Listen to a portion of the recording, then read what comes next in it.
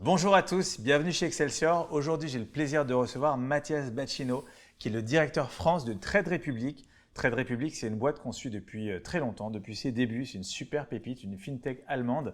Et voilà, et la promesse de Trade Republic, elle est vachement intéressante puisque c'est investir de manière responsable pour préserver son épargne et surtout la faire fructifier et s'organiser pour plus tard, pour la retraite. Et les frais sont super réduits, donc ça nous a intéressé d'en parler avec vous aujourd'hui. Mathias, bonjour. Bonjour Stéphane, merci beaucoup de m'accueillir. Il y a un truc qui manque, je trouve, dans l'éducation nationale, c'est l'éducation financière. Je trouve qu'on arrive finalement, on fait le collège, le lycée et tout, mais on sort de là sans avoir d'éducation financière. Et si tu n'as pas des parents qui s'y connaissent un petit peu, tu débarques avec aucune arme et donc tu ne sais pas forcément investir, tu ne sais pas où aller. Et moi, c'est ce que j'essaie d'inculquer un peu à mes enfants. Je ne sais pas si ça te parle. Mais... Tu viens d'expliquer la raison d'être de Trade Republic, de la société pour laquelle je travaille. Et tu viens d'expliquer pourquoi elle a été créée. C'est-à-dire qu'il y a une injustice majeure en Europe, c'est pas qu'en France, contrairement à ce qu'on pourrait imaginer, d'accès à des solutions financières de qualité. C'est lié à l'absence d'éducation financière, puisqu'aujourd'hui en France, tu as 15% de la population, maximum, qui a reçu les bases d'une éducation financière par leurs proches. C'est 15% des Français. Ouais. Ça explique que l'année dernière, en 2021, tu as 46 milliards d'euros, donc c'est 3 plans gilets jaunes, si on a une unité, tu vois, 46 milliards d'euros d'argent qui a fait pouf, évaporer. Okay. Parce qu'il y a de l'inflation, c'est-à-dire les prix augmentent, et les gens, particulièrement les classes populaires, les classes moyennes, qui n'ont pas accès à des services financiers de qualité, laissent leur argent dormir. Et donc, ils perdent de la valeur chaque année. Sauf qu'il ne dort pas, il est dans le coma et il se déprécie petit à petit. Donc, c'est un problème sociétal majeur. Ce qu'on dit, nous, c'est que l'investissement, le fait de participer et de recevoir un peu des fruits de la croissance économique, ça doit être pour tout le monde en Europe. C'est une question de justice, mais c'est aussi une question de préservation du niveau de vie des Européens à horizon 2040-2050. On vieillit de plus en plus longtemps en bonne santé, c'est une superbe nouvelle, mais ce n'est pas financé. Il y a de moins en moins de gens qui rentrent sur le marché du travail, de plus en plus de personnes âgées, donc de moins en moins d'argent à partager, à répartir pour ceux qui ne travaillent pas. Ça veut dire quoi? Ça veut dire que toi, moi, si on ne fait rien, si on n'investit pas, quand on partira à la retraite, on va perdre 45% de pouvoir d'achat. Ce n'est pas moi qui le dis, c'est un économiste qui s'appelle Marc Toiti, qui a fait des études sur base du Conseil d'orientation des retraites. 45% de pouvoir d'achat, c'est une catastrophe sociétale.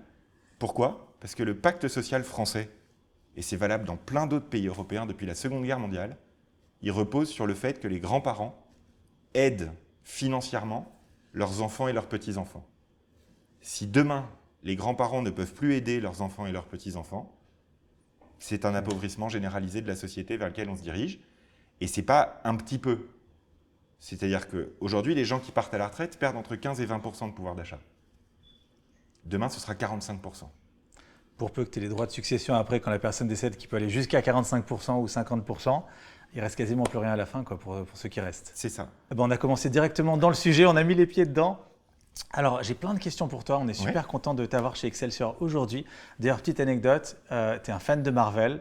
Et Excelsior, ça veut dire plus haut, plus loin. Et tu es arrivé, tu m'as dit, mais moi, j'adore justement tout ce qui est univers Marvel. Donc, on va bien s'entendre. Donc, c'est plutôt cool. Alors, pour l'anecdote, notre CEO, le fondateur de Trade Republic, signe très régulièrement ses messages à l'ensemble de l'entreprise « Onwards and Upwards ». Exactement, c'est la traduction de Excelsior. C'est exactement ça. Onwards and upwards to greater glory, c'était la phrase de Stan Lee, le créateur des Marvel. Super. Trade Republic, ça s'adresse, si j'ai bien compris, à tous ceux qui font de l'investissement long terme. Donc pas les gens qui veulent boursicoter. J'entends plein de trucs sur Internet qui disent devenez riche en 3 jours, en 5 jours, en 10 leçons. Toi, tu as pris le contre-pied de tout ça. Enfin, ton entreprise Trade Republic, c'est en gros de l'investissement responsable, long terme, pour justement bénéficier des fruits de la croissance, mais avec une vraie stratégie long terme et pas faire des coups à droite à gauche. C'est bien ça? En fait, 80%, 85%, suivant les types de produits, des gens qui essayent de spéculer en bourse, c'est-à-dire d'acheter au plus bas pour vendre au plus haut, n'y arrivent pas. Ça fait 20 ans, depuis que les courtiers en ligne existent, que des entreprises avec plus ou moins de style, plus ou moins de fun, plus ou moins de technologie, essayent de faire du trading, de la spéculation aux gens. Acheter au plus bas et vendre au plus haut, ça arrive 0,2% du temps. Donc en fait, c'est quasiment impossible à réaliser. Il y en a plein qui ont essayé. La plupart ont eu des problèmes. Donc si tu veux, le fait de promouvoir une activité qui est par ailleurs passionnante, je veux dire, des boursicoteurs heureux, il y en a aussi plein. C'est pas vrai de dire que tout le monde n'y arrive pas.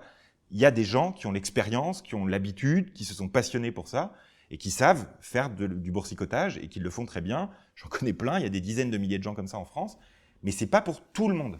C'est pas avec ça que tu règles un problème macroéconomique ou un problème sociétal. Donc, pour le rendre accessible à tous, il fallait trancher dans les biais psychologiques des gens. Et pour ça, on a décidé de mettre en avant, de promouvoir une méthode d'investissement qui s'appelle l'investissement programmé, où tu investis tous les mois en bourse, sur l'actif de ton choix, des actions du monde entier, idéalement des ETF, c'est-à-dire des paniers d'actions qui te permettent de diversifier d'un coup, donc de mettre sur plein d'entreprises en une seule fois. Et ça, tu le fais un petit peu tous les mois, comme tu le fais sur ton livret A. C'est la diversification dont on parlait tout à l'heure. C'est ça, c'est-à-dire que tu diversifies les actifs que tu mets, Ouais. et tu diversifies les moments où tu achètes. Et tu dérisques du coup parce que tu investis sur plein de choses à la fois. Exactement. Je reprends la citation que je t'avais dit tout à l'heure. Jean-Paul Getty disait l'argent c'est comme le fumier, si tu mets tout au même endroit, ça pue. Donc voilà, il faut diversifier, il faut divest son investissement comme on dit aux États-Unis pour avoir le moins de risques possible. Et on le voit en ce moment avec ce qui se passe, avec la chute de certains marchés. Donc c'est bien d'être un petit peu partout. Est-ce que tu as un avis justement par rapport à ce qui se passe depuis quelques jours? Il y a des valeurs qui ont beaucoup perdu. C'est quoi tes conseils, tes recos par rapport à tout ça?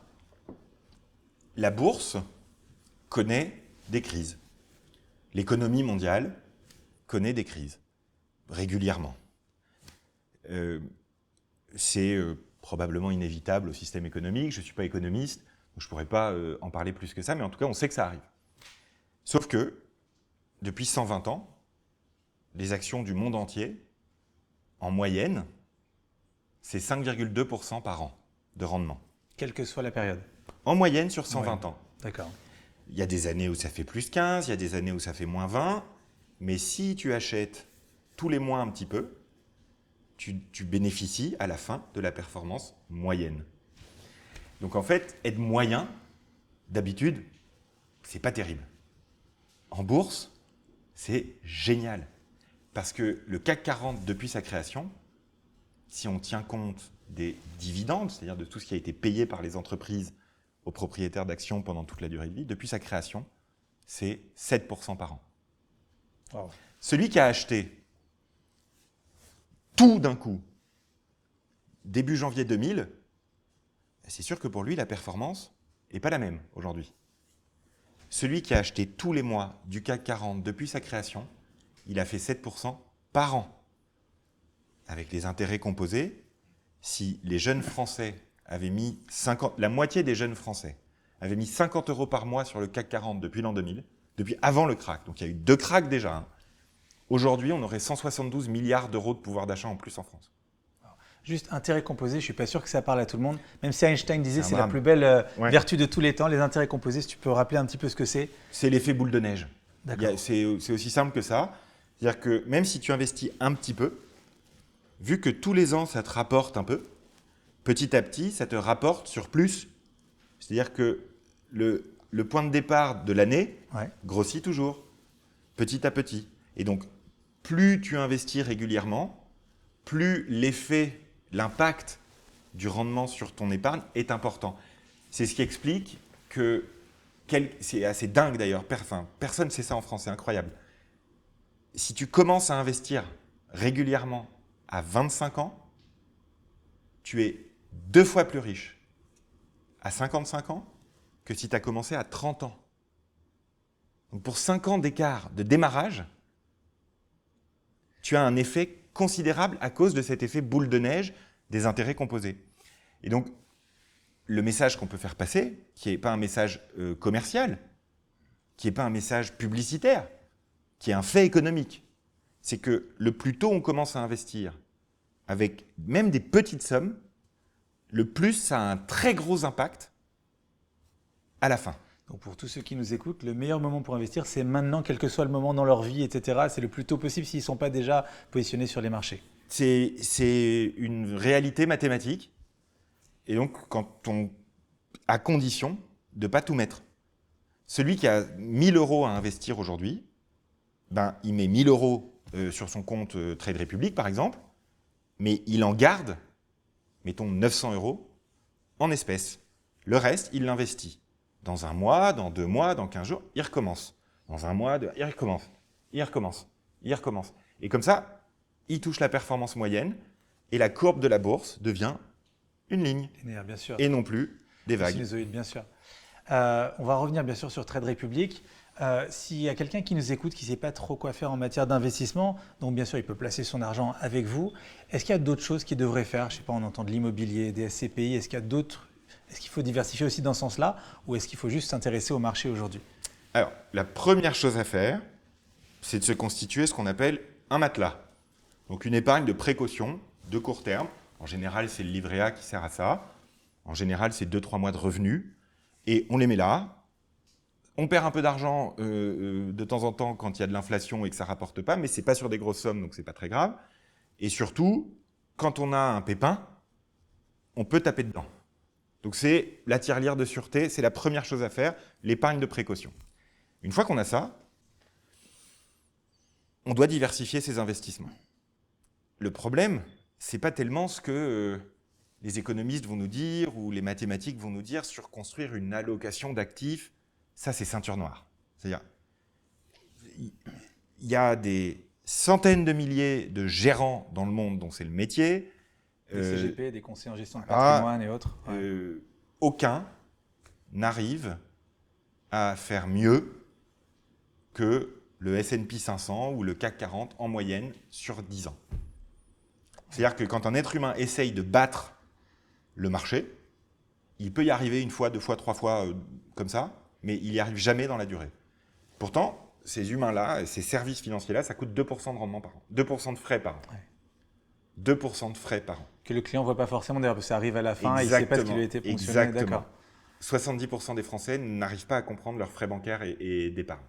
Oh, ok. On travaillait avec l'IFOP, c'est le casse du siècle. Enfin, franchement, il n'y a pas d'autre mot, quoi. C'est-à-dire, prendre 2% de frais par an sur 5 000 milliards d'euros d'épargne financière des Français, c'est le casse du siècle sans apporter aucune plus-value par rapport à un ETF sur le S&P 500 ou le CAC 40. Et donc même les gens qui sont des, comme on dit, high net worth individuals, donc des gens plutôt fortunés, ils ont intérêt à gérer, tu penses, en direct plutôt que d'être conseillés, par des gérants. Ça, c'est un cas très particulier.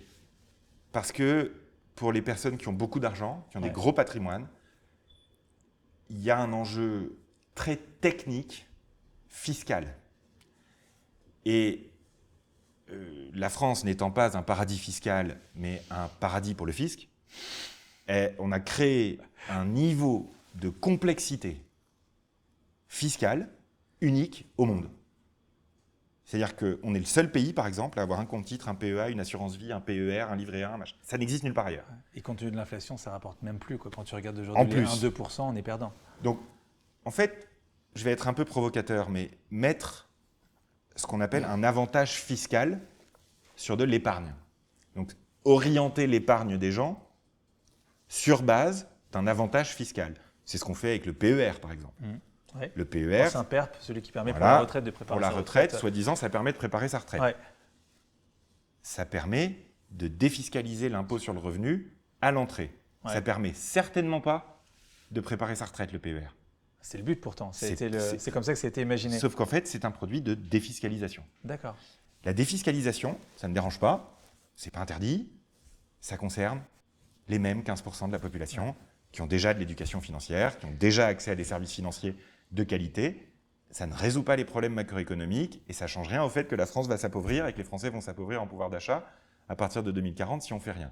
La question, c'est comment on change l'état d'esprit des gens. Et là, on a beaucoup de chance. Les moins de 35 ans ont déjà changé d'état d'esprit par rapport à l'investissement et à l'épargne. C'est ce que j'ai te demandé. Sur Par Trade eux-mêmes. Republic, tu t'adresses à qui? Tu t'adresses aux jeunes, aux moins jeunes, à la silver economy, à tout le monde? Alors, tu exclus déjà ces 15% qui ont une éducation financière ou non? Vous vous adressez vraiment à tout le monde aujourd'hui? Aujourd'hui, on s'adresse à tout le monde, Ouais. à tel point qu'on est en hypercroissance. Ouais. On a plusieurs millions de clients en Europe.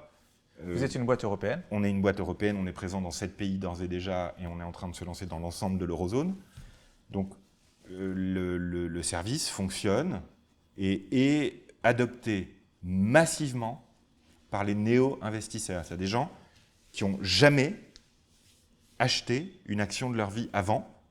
Leur première action, ils l'achètent chez Trade Republic. Ouais, Vous leur remettez un petit cadeau ou pas? On Il y a, a un petit, on une a médaille. dépassé le...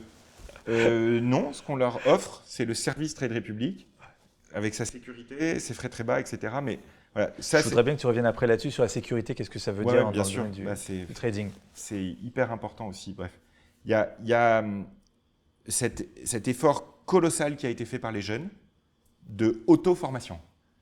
Il n'y a pas d'éducation financière en France. Il y a une semaine nationale de l'éducation financière.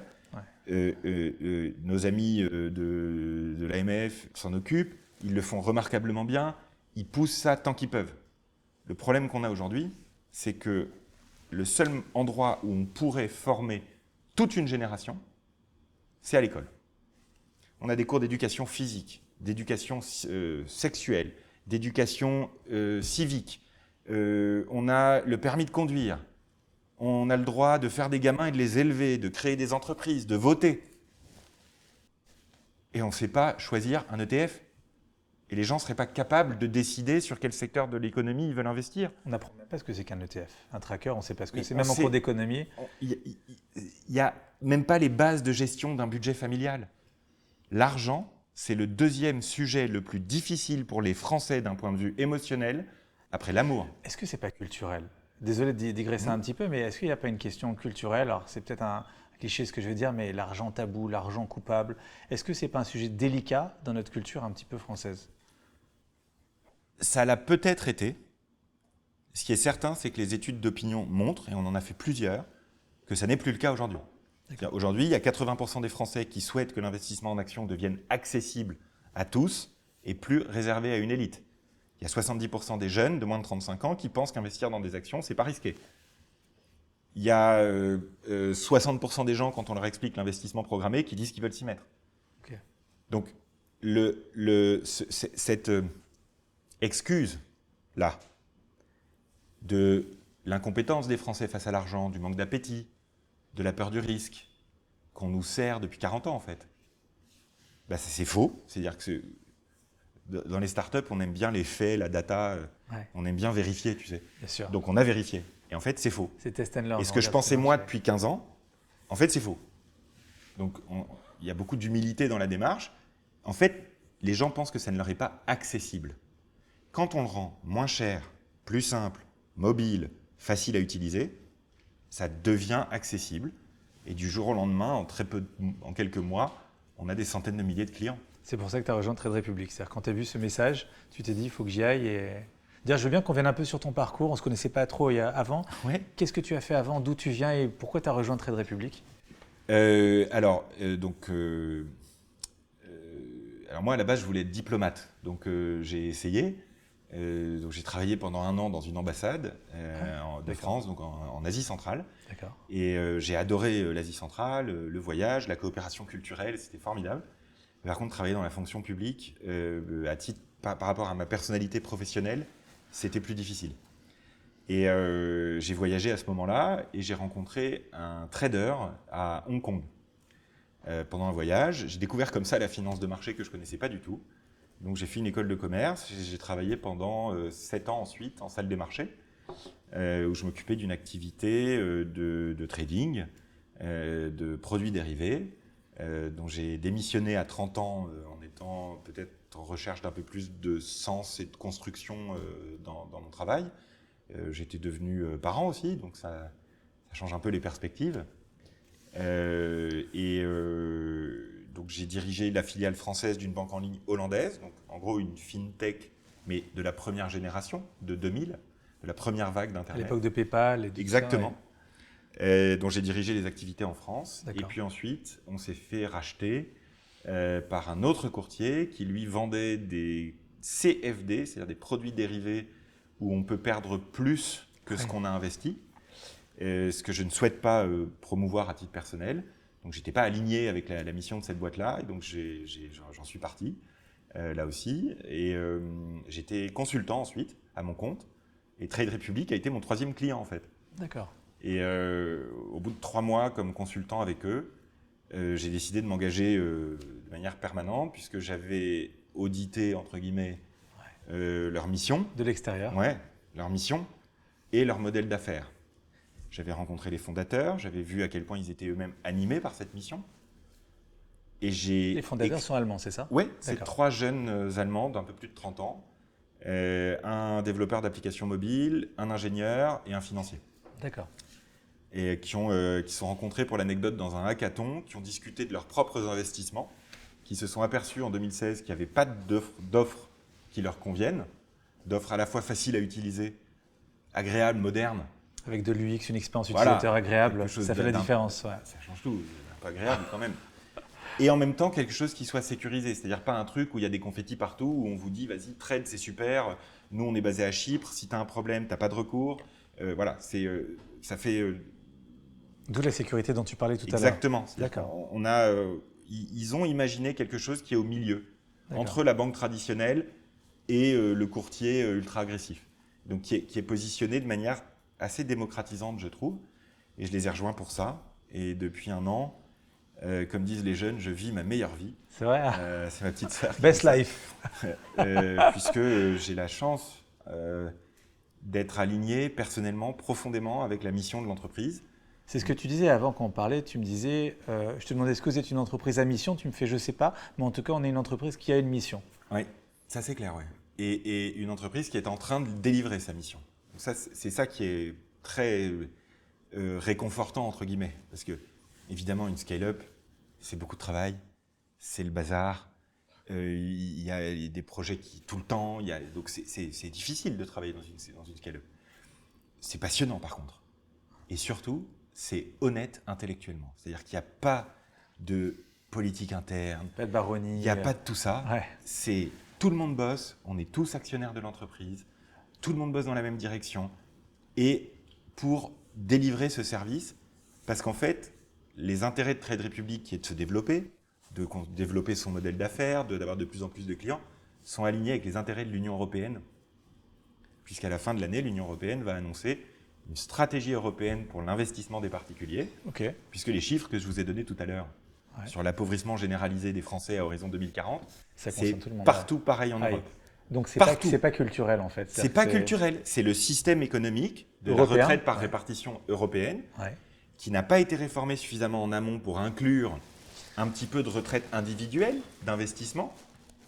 Ça n'a pas été réformé suffisamment et donc maintenant, c'est les jeunes qui sont en train de le faire eux-mêmes. C'est dommage parce que Nous, on les accompagne, on les aide, on leur fournit une plateforme et on va sur les réseaux, on va avec les créateurs de contenu, on va là où ils écoutent ces jeunes-là, leur dire trade pas, investis. Parce Donc, que c'est la vrai. question, elle n'est pas vite répondue et tu partiras pas vivre aux Maldives dans 3 semaines. J'aimerais bien.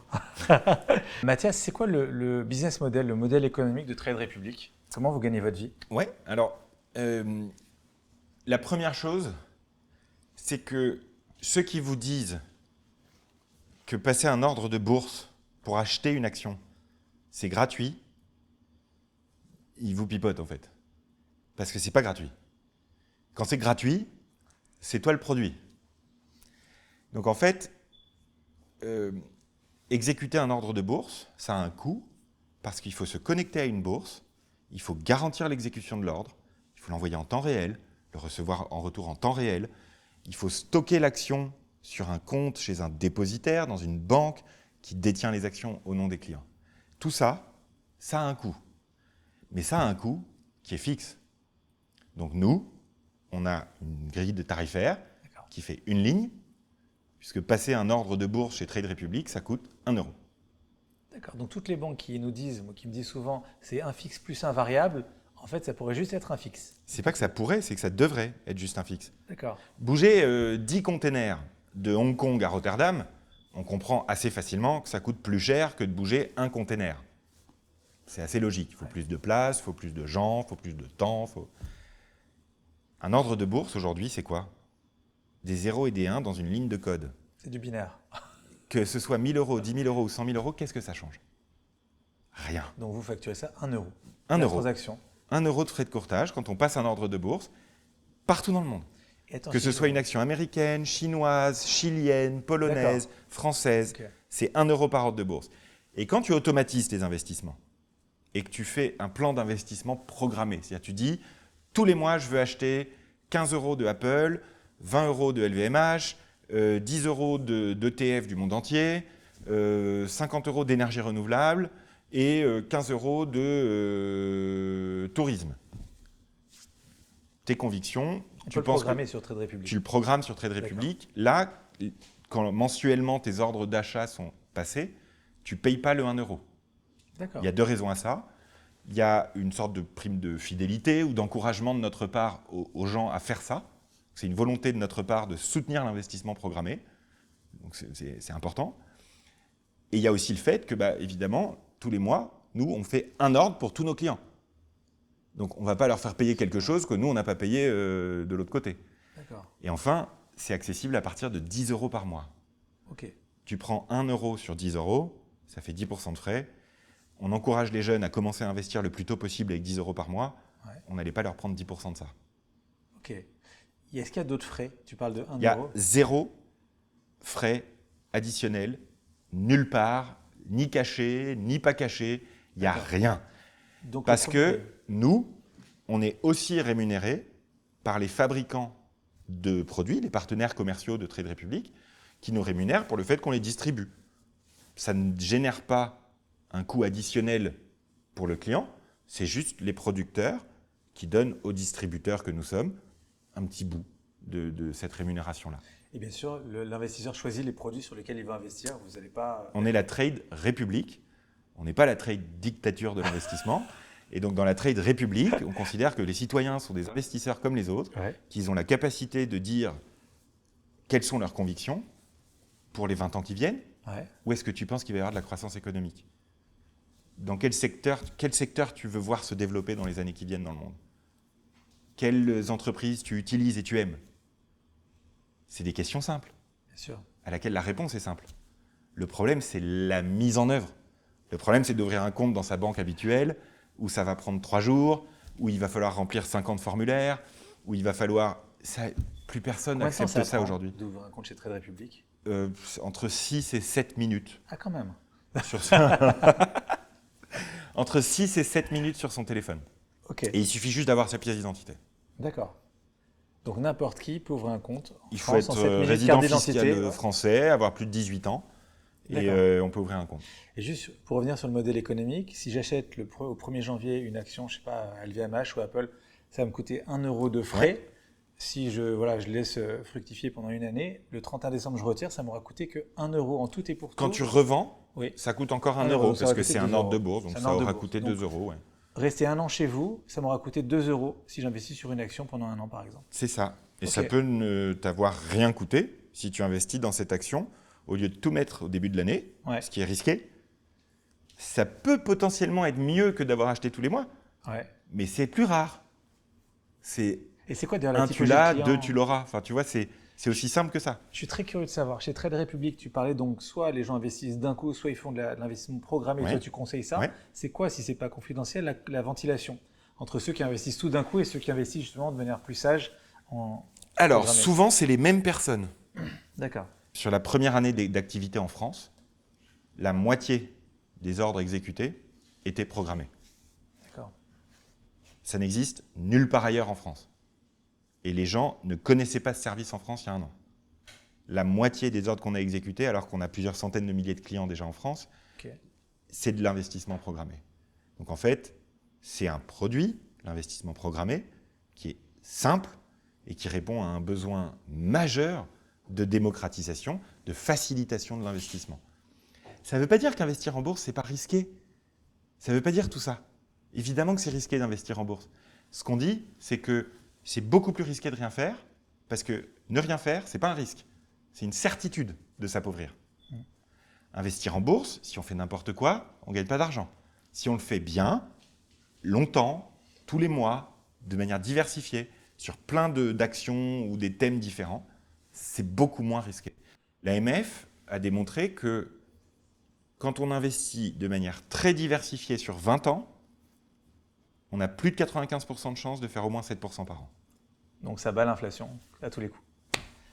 Ok, tu parles beaucoup de l'AMF, vous êtes agréé AMF, ou il y a un accord, ou vous êtes reconnu par l'AMF, je ne sais pas comment ça se passe, l'homologation au niveau européen peut-être. Oui, il y a une chose magnifique qui s'appelle l'Europe, qui fonctionne très bien pour ça. Et donc nous, on est régulé par les Allemands, puisqu'on est la maison mère est en Allemagne. Donc c'est l'AMF allemande, qui s'appelle la BaFin, qui nous supervise. C'est la Banque d'Allemagne, la Banque fédérale d'Allemagne, la Bundesbank aussi, qui nous supervise. Et on peut opérer comme ça dans l'ensemble des pays européens. Donc c'est très bien, les régulateurs ensuite se parlent entre eux et on respecte toute la réglementation européenne, donc on peut opérer en France sans aucun problème. On va lancer bientôt un service en France d'accession aux cryptos, parce que c'est un aspect inévitable aujourd'hui de l'investissement, en particulier pour les jeunes. Et pour ça, il faut un enregistrement auprès de l'AMF, qui est une procédure à laquelle on se soumet en ce moment, parce que la réglementation européenne dans le secteur financier a été très forte depuis 12 ans, qu'un cadre a été mis en place qui est protecteur pour les gens, et c'est indispensable de continuer à développer ce cadre, parce que la seule manière de démocratiser l'investissement, c'est de créer un cadre qui, pour tout le monde, donne confiance. C'est la base de tout, la Donc, confiance, c'est le niveau zéro de la relation. Voilà. Et pour ça, il faut de la transparence. Ouais. Et les acteurs traditionnels des services financiers n'y sont pas favorables, ne l'ont jamais été. Et donc, on essaye d'apporter, nous, sur un sujet qui peut paraître sensible, qui est l'argent, l'investissement, on essaye d'apporter une vision plus naïve, plus transparente, plus simple. Et donc, on collabore beaucoup, il se trouve, avec les différents régulateurs en Europe.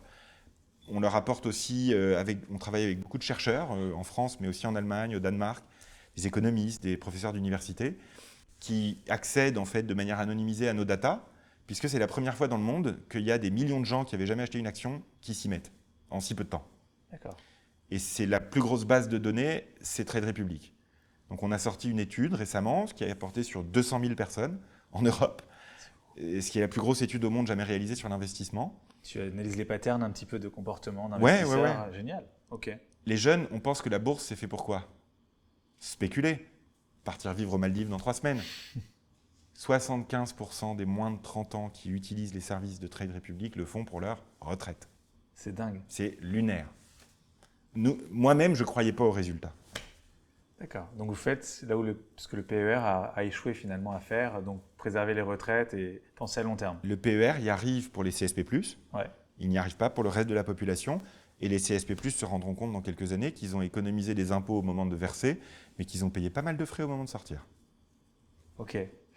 Peut-être je fais un raccourci, mais Trade Republic, N26, donc c'est des boîtes allemandes. Est-ce qu'il y a un écosystème particulier? Alors là, on dit Grèce, mais ça m'intéresse.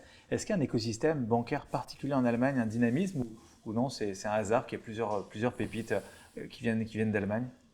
Je pense qu'il y a un foisonnement créatif à Berlin. Ouais. C'est le centre de l'écosystème. C'est surtout ça, en fait. Ok. C'est valable dans d'autres secteurs aussi. La livraison de nourriture, le shopping en ligne. Il y a plein de boîtes de grande envergure, très innovantes, qui sont sorties de Berlin. Parce que Berlin, aujourd'hui, c'est un peu une forme de capitale européenne de l'innovation. C'est un endroit où il y a des nationalités très différentes. C'est cosmopolite. Très cosmopolite, ouais. Avec beaucoup de jeunes. Là-bas, j'ai une équipe, moi, de 25 Français à Berlin qui s'occupe du service client pour les clients français. Génial. Ils habitent là-bas. Ils habitaient déjà là-bas, en fait. J'ai la moitié de mon équipe marketing, communication qui habite à Berlin, en fait. D'accord. D'autres à Paris aussi, mais c'est Berlin, il y a quelque chose de... J'en rentre ce matin. Ouais. Moi, j'aime beaucoup. Il y a une capacité créative très forte. Ensuite, l'Allemagne a affiché dans son contrat de coalition gouvernementale la volonté du gouvernement allemand de soutenir le développement des fintech. D'accord. Donc c'est un choix volontaire de leur part parce que le secteur financier est un des derniers secteurs à ne pas s'être modernisé, rendu plus efficace, rendu moins cher, rendu davantage peut-être aligné avec l'intérêt général aussi, comme d'autres secteurs.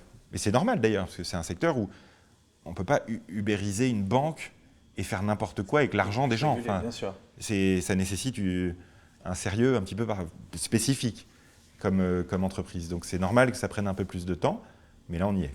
Super. Trade Republic, c'est combien de personnes aujourd'hui? Combien de salariés dans l'entreprise en tout? Alors là, en un an, on est passé de un peu plus de 200 à pas loin de 700, je crois. Wow. On a des promotions mensuelles de recrutement, en fait, d'une cinquantaine de personnes tous les mois à peu près, qu'on forme à leur arrivée, tous ensemble. En France, tu recrutes aussi, j'imagine, beaucoup. Bien sûr, oui, on recrute métiers aussi. Tech, des métiers sales, quel genre de métier? On vient d'ouvrir un hub de développeurs informatiques, de recherche et développement à Stockholm. Ouais. Et on prévoit d'embaucher 250 personnes là-bas. Okay. Mais on les embauche aussi en full remote worldwide. D'accord. Donc oui, c'est des profils de marketing, de gros hackers, de communication, de développement informatique, de conformité, de juridique. C'est ça le vrai challenge, c'est de trouver les pépites pour compléter l'équipe. Je confirme. Le marché est tendu et on en sait quelque chose chez Excelsior. C'est vraiment probablement… Le plus gros challenge, d'ailleurs, j'ai te demandé tes challenges, donc le recrutement, trouver les gens qui vont compléter l'équipe. Ouais, après, ma mission, c'est de rendre l'investissement culturellement pertinent en France. Grosse mission. Voilà. Rien que ça, j'allais te dire. C'est un bon challenge et on a la chance d'être aidé par un écosystème digital qui a compris ça en fait et donc qui nous aide de fait à déployer cette information-là parce que les gens ont besoin de cette information. L'école devrait leur donner. Elle ne le fait pas. Moi, j'ai ma première tribune dans la presse pour avoir des cours d'éducation financière au lycée en seconde pour toute une classe d'âge, date de 2015. Il y a des rapports de la Fondation Concorde, qui est un think tank économique dont je suis membre, qui en parle. On a même défini avec des économistes ce que pourraient être ces cours, les messages principaux qu'ils devraient diffuser, et on n'a malheureusement pour l'instant aucun écho. Donc si les pouvoirs publics souhaitent s'y intéresser, on sera ravis d'en parler avec eux, parce qu'en fait, en expliquant la gestion d'un budget familial, en expliquant les intérêts composés, en expliquant ce qu'on appelle l'investissement par horizon, c'est-à-dire l'investissement par projet, on change radicalement la macroéconomie française sur 30 ans. Et donc, c'est d'intérêt général en fait, c'est une mission d'intérêt général. Bien sûr, oui, bien sûr. On peut investir donc chez Trade Republic, mais est-ce qu'on peut investir dans Trade Republic? On parlait de vos investisseurs, donc vous êtes une boîte d'une certaine taille maintenant. Il y a Sequoia qui est rentré chez vous, l'information est publique. Oui, bien sûr. Super, qui est un des plus gros fonds du mondial. On a Sequoia Capital, on a Créandom, on a Axel, on a Founders Fund de Peter Thiel, Project A. Peter Thiel qui avait cofondé PayPal à la base, un des cofondateurs avec Elon Musk et toute une équipe. C'est ça. PayPal Mafia, comme on disait à l'époque, super. Ah, donc vous avez les plus gros players mondiaux qui vous soutiennent. C'est ça. Le montant est officiel donc de la levée Alors on a fait 3 séries de levées de fonds ces dernières années. Ouais. On a levé la première fois 20 millions, ensuite en 2020 60 millions. Ouais. Et en mai 2021, on a fait une levée de fonds de 900 millions de dollars. D'accord. Qui était l'un des records l'an dernier en Europe. On arrive en série quoi, 900 millions? Série C. Ah, d'accord, ok. Oui, c'était une très très grosse série C. Ouais. Et qui s'explique par l'ampleur pan-européenne massive du problème qu'on va essayer de résoudre avec Trade Republic, qui est le déficit d'épargne retraite par capitalisation et le fait qu'on va vers un appauvrissement généralisé de la société européenne à horizon 2040-2050. Donc ce problème étant d'une telle ampleur, étant tellement intégré par le bon sens des gens et n'ayant tellement un néant de réponse de la part des pouvoirs publics ou des acteurs traditionnels du système financier, il est normal que quand une équipe de jeunes gens bien intentionnés se monte, qu'elle fait ses preuves, qu'elle met 3 ans à construire un truc réglementé, et que quand elle se lance, elle fait un carton colossal, qu'elle soit soutenue parce qu'en fait, il y a un projet pan-européen majeur comme il y en a assez rarement. En fait. Donc C'est à la fois une opportunité, un besoin, et donc on est fortement soutenu. Waouh. Là, j'ai parlé à tous les gens qui pourraient peut-être rejoindre Trade Republic dans les prochains mois, et je leur souhaite. C'est quoi les valeurs de Trade Republic aujourd'hui, vos valeurs? Alors, on est une start-up encore jeune, donc c'est pas toujours facile de définir aussi fortement les valeurs. On a défini des principes de travail, déjà pour nous-mêmes en interne. Nos valeurs, entre guillemets, pour le grand public, c'est notre mission, c'est-à-dire la démocratisation de l'accès à la croissance économique, la démocratisation de l'accès à une forme de richesse, en fait. C'est ça qu'on essaye de faire. Donc, notre mission, c'est ça. En interne, on s'attache à... alors, c'est des valeurs qui ont été exprimées en anglais. La première étant be an owner, donc soit owner, soit propriétaire, à la fois de vraies actions, d'un petit bout de Trade Republic aussi, et de tes projets, des missions que tu essayes de remplir, des problèmes que tu essayes de résoudre. Il y a la notion de responsabilité individuelle qui est très forte chez Trade Republic, qui se retrouve d'ailleurs dans la notion de République aussi. Donc c'est valable vis-à-vis de nos clients, mais c'est valable aussi vis-à-vis de nos employés. Moi, j'ai le sentiment d'être un intrapreneur chez Trade Republic. Je n'ai pas le sentiment d'être un salarié. Je pense que c'est le cas de beaucoup de salariés de Trade Republic. Le deuxième, c'est Amazon Style, Every day is day one. Day one, bien sûr. Parce que quand on s'attaque à un tel problème, on peut très facilement tomber dans une forme de bureaucratisation des problématiques, dans une forme de politique aérie, surtout sur des problèmes aussi complexes que ceux de l'épargne, de l'investissement, etc. Donc, Every day is day one. On approche le problème comme une start-up et on garde cet état d'esprit. C'est toujours le premier jour, en fait, quel que soit le jour. Exactement. Et parce qu'on opère dans le secteur financier, la troisième valeur, c'est amp it up. Donc plus, mieux, plus, mieux, plus, mieux, plus, mieux, tout le temps. Parce que ce à quoi on s'attaque, c'est l'avenir financier des gens. Donc on ne peut pas se permettre de se rater en tant qu'entreprise. Les enjeux sont réels, importants, massifs, et donc il ne faut pas qu'on se rate, donc amp it up. Quand on pense qu'on a bien fait un truc, on revérifie. Et ça, c'est la culture de Trade Republic en interne. C'est ce qui nous porte. C'est ce qui nous a permis d'avoir aujourd'hui une équipe de direction autour des fondateurs qui arrivent des plus grandes sociétés de la Silicon Valley, le responsable de la marque de YouTube sur les réseaux sociaux, la directrice créative de Tinder, un ancien responsable de l'acquisition client de Netflix. Voilà, toute une équipe qui nous a rejoints à Berlin, qui nous accompagne et qui nous aide à nous déployer de manière rapide au service de l'épargne des gens. Mathias, merci beaucoup. C'était super intéressant. J'ai appris plein de choses sur Trade Republic. C'est incroyable parce que tu voulais être ambassadeur. En fait, tu es ambassadeur. Tu es ambassadeur d'une belle marque et tu la portes bien. Il y a des valeurs, il y a un message social, sociétal et que je trouve vachement intéressant. Question intéressée et désintéressée à la fois, mais quand même un peu intéressée. Est-ce que je peux parrainer des gens pour s'inscrire sur Trade Republic? Et si oui, est-ce qu'ils vont gagner quelque chose ou rien du tout? Comment ça se passe? Il y a un programme? Bien sûr, oui, il y a tout un programme de parrainage qui fonctionne pour nos clients en fonction de leurs affinités, etc. Donc, n'hésitez pas. En fait, pourquoi ce programme de parrainage? Parce que quand on demande aux gens pourquoi ils ont commencé à investir, dans 100% des cas, c'est parce qu'un proche leur a expliqué comment faire. C'est les parents, le frère ou la sœur, les meilleurs copains, le chef au travail aussi, ça m'a fait. C'est vrai qu'on me le demande souvent, moi, chez ça m'a beaucoup surpris. Ouais. C'est vrai. Le chef au travail est souvent celui qui donne envie d'investir ou ouvre un peu. Donc voilà. Donc on s'est aperçu qu'en fait, il fallait éminemment faire passer le mot, rendre accessible, faire confiance. Donc c'est un point évidemment important. Et puis ce que gagneront tous ceux qui rejoindront Trade Republic, c'est un peu plus de liberté financière, sans doute un peu plus de rendement et un peu moins de frais. D'accord. Et aussi des euros s'ils s'inscrivent et que je suis leur parrain. Donc j'ai cru comprendre, donc il y a quelque chose pour le parrain. Moi j'en ferai don à une association qu'on a l'habitude de soutenir. Et tous les filleuls gagneront quelque chose. Je crois qu'on va mettre un lien sur LinkedIn, donc ils pourront s'inscrire. C'est ça. Et voilà. Et je crois que j'ai parlé de Trade Republic à tous nos salariés chez Excelsior pour qu'ils créent un compte dès aujourd'hui et qu'ils puissent bénéficier donc des investissements à 1 euro de frais seulement voilà, pour leurs actions. Mathias, merci beaucoup. C'était très cool de te recevoir à l'Excelsior Embassy et j'espère te revoir très prochainement. À bientôt. Salut. Salut.